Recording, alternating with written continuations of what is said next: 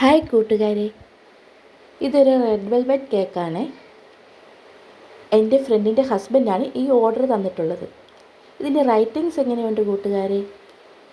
എൻ്റെ ഒരു നാത്തൂൻ കൊച്ച് പറഞ്ഞായിരുന്നു, ചേച്ചിയുടെ കേക്കൊക്കെ കാണാൻ നല്ല സൂപ്പറാണ്, കഴിക്കാൻ അവരും കഴിച്ചിട്ടുണ്ട് കേട്ടോ, കഴിക്കാനും സൂപ്പറാണ്. പക്ഷേ അതിൻ്റെ റൈറ്റിങ്സ് വരുമ്പോൾ ചേച്ചി ഭയങ്കര ഫ്ലോപ്പാണെന്ന് ഒരു ദിവസം പറഞ്ഞു.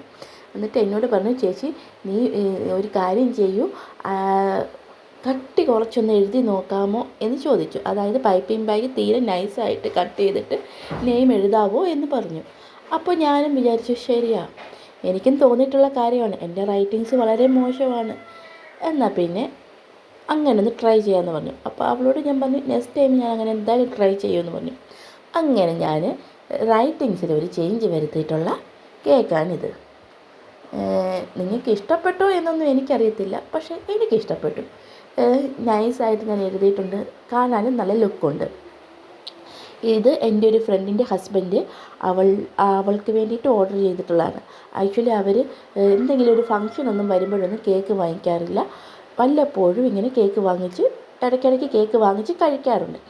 അങ്ങനെ മെയിനായിട്ടും അവരുടെ ഇഷ്ടമുള്ള ഫ്ലേവർ എന്ന് പറഞ്ഞാൽ റെഡ് വെൽവെറ്റും മാംഗോ ഫ്ലേവറുമാണ്. എനിക്കൊരു പ്രത്യേകതയുണ്ട്, ഞാൻ 5 വർഷമായിട്ട് കേക്ക് ചെയ്യുന്നു. അന്ന് മുതൽ വാങ്ങിക്കുന്ന കസ്റ്റമേഴ്സ് തന്നെയാണ് ഇപ്പോഴും എൻ്റെ കയ്യിൽ നിന്ന് കേക്ക് വാങ്ങിക്കുന്നത്. അതുകൊണ്ട് ഇവരുടെ എത്രാമത്തെ ഓർഡറാണെന്ന് പോലും എനിക്കറിയത്തില്ല. അതുപോലെ കേക്ക് വാങ്ങിക്കുന്ന വ്യക്തികളാണ്. അങ്ങനെ അവൾ എന്നോട് പറഞ്ഞു, ചേച്ചി 2 പിള്ളേരുണ്ട്, അപ്പോൾ 2 പിള്ളേർക്കും 2 പൂ വെക്കണം, അവരുടെ നെയിം എഴുതണമെന്ന്. എല്ലാം ഞാൻ ചെയ്തിട്ടുണ്ട്. എങ്ങനെയുണ്ട് കൂട്ടുകാരെ? നിങ്ങൾക്ക് ഇഷ്ടപ്പെട്ടോ?